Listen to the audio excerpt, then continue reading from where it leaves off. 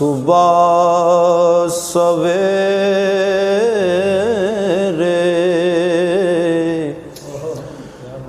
कालिए कोयले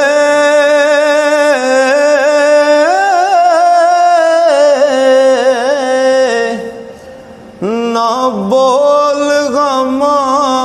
दी बोली